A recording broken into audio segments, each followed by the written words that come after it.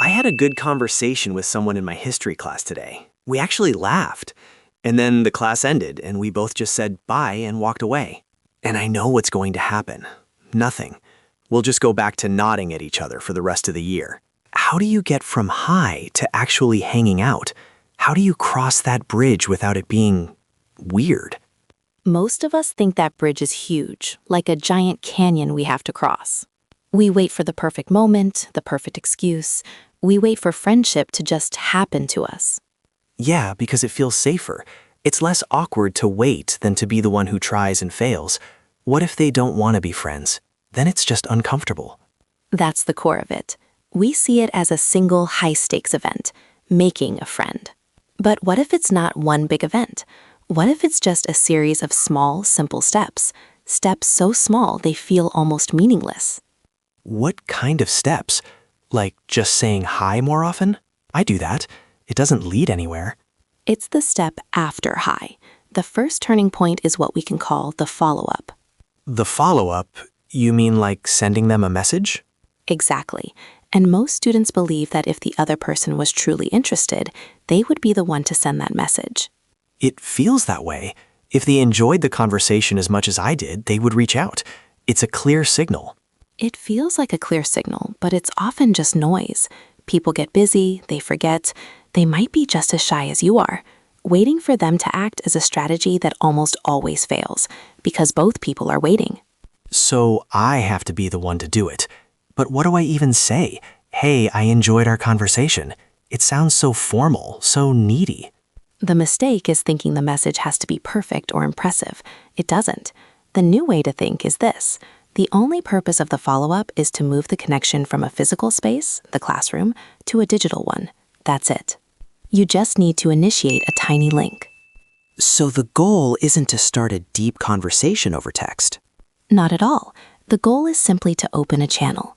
For example, you talked about a history topic. You could send a message that says, "Hey, it was nice talking today. Funny what the professor said about that king." That's it? That seems too simple. It is simple. It's not an invitation. It's not asking for anything. It's just a small signal that you remember them and enjoyed the chat. It takes all the pressure off. You're not asking, "Do you want to be my friend?" You're just saying, "I remember you." Okay, I could probably do that. But then what? We're just messaging. We're still not friends who hang out. Now you have a channel.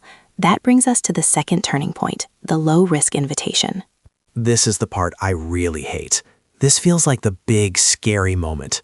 Why does it feel scary? Because I'm asking for their time. I'm asking them to choose to spend time with me. Rejection feels so personal, and I never know what to suggest. Want to hang out sometime is so vague. That's a very common belief, that an invitation has to be a big, open-ended question like hang out sometime. Right, or that I need a really good reason, like a party or a big group event, something to hide behind. And why do we do that? Because those invitations feel less personal. If they say no, it's easier to pretend it's about the event, not about you. But this approach quietly fails.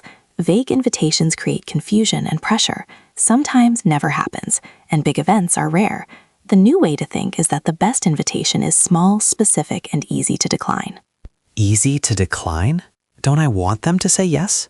You do, but making it easy to say no is what makes it easy for them to say yes. It removes the pressure. It shows you respect their time and won't be offended. It makes you seem confident, not needy. What does a small, specific, easy-to-decline invitation sound like? It connects to something you already do. For example, "I'm heading to the library to study for that history test tomorrow afternoon. Want to join for an hour?" Or, "I always grab a coffee before our morning class. If you're ever around early, let me know." Oh, so I'm not asking them to change their whole schedule for me.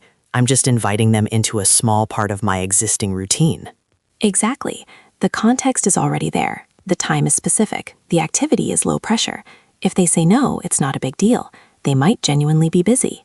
And if they say yes? Then you've successfully moved from a digital connection to a shared experience. Even if it's just for 20 minutes, you've crossed the bridge. And you learn something important about reciprocity. Reciprocity? You mean like if they are also putting in effort? In a way, you learn if they are willing to meet you halfway.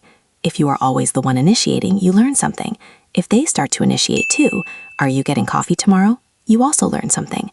Friendship is built on that back and forth. Okay, follow up, then a low-risk invitation. That makes sense. But what if we do get coffee, and it's awkward? What if we run out of things to talk about after 5 minutes? That's my biggest fear. And that brings us to the third turning point, deepening the connection. I feel like this is where you're supposed to have amazing social skills. You have to be funny and interesting. Many students believe that to build a friendship, they need to have deep, meaningful conversations right away.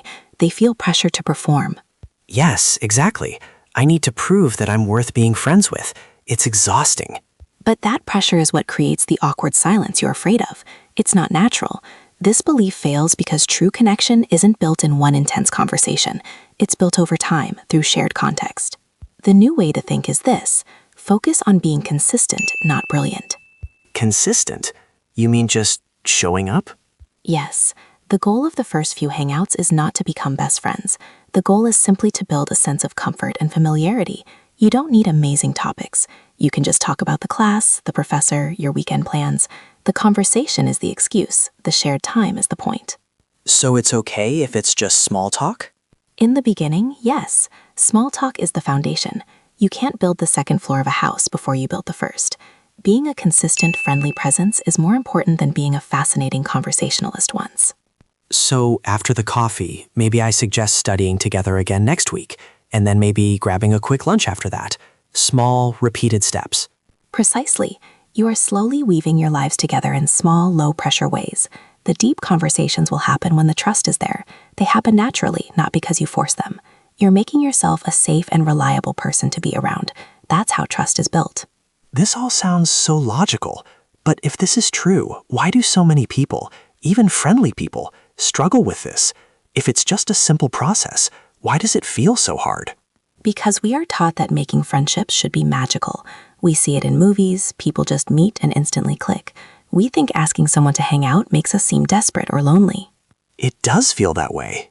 I had a good conversation with someone in my history class today. We actually laughed. And then the class ended, and we both just said bye and walked away. And I know what's going to happen. Nothing. We'll just go back to nodding at each other for the rest of the year. How do you get from hi to actually hanging out?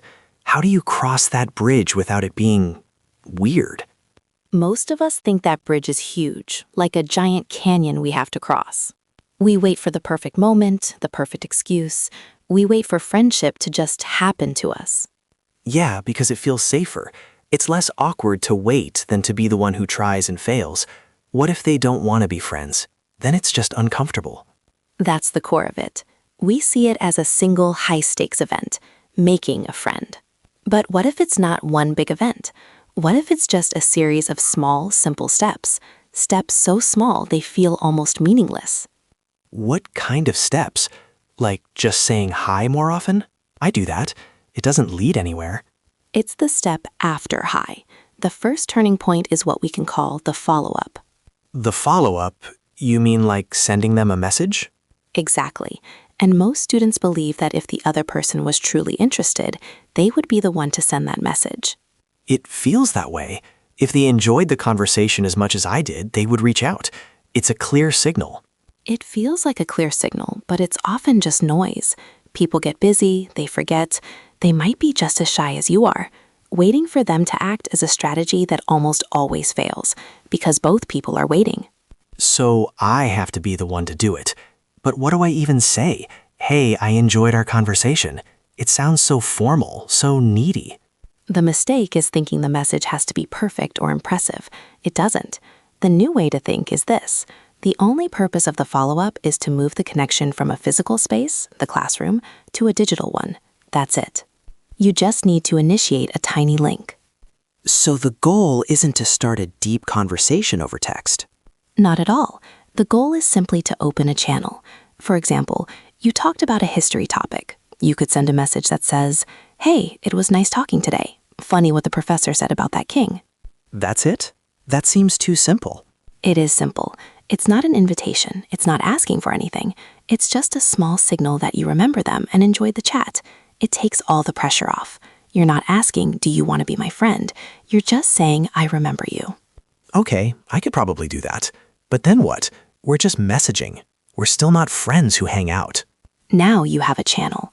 That brings us to the second turning point, the low-risk invitation. This is the part I really hate. This feels like the big, scary moment. Why does it feel scary? Because I'm asking for their time. I'm asking them to choose to spend time with me. Rejection feels so personal, and I never know what to suggest. Want to hang out sometime is so vague. That's a very common belief, that an invitation has to be a big, open-ended question like hang out sometime. Right, or that I need a really good reason, like a party or a big group event, something to hide behind. And why do we do that? Because those invitations feel less personal. If they say no, it's easier to pretend it's about the event, not about you. But this approach quietly fails. Vague invitations create confusion and pressure. Sometimes never happens, and big events are rare. The new way to think is that the best invitation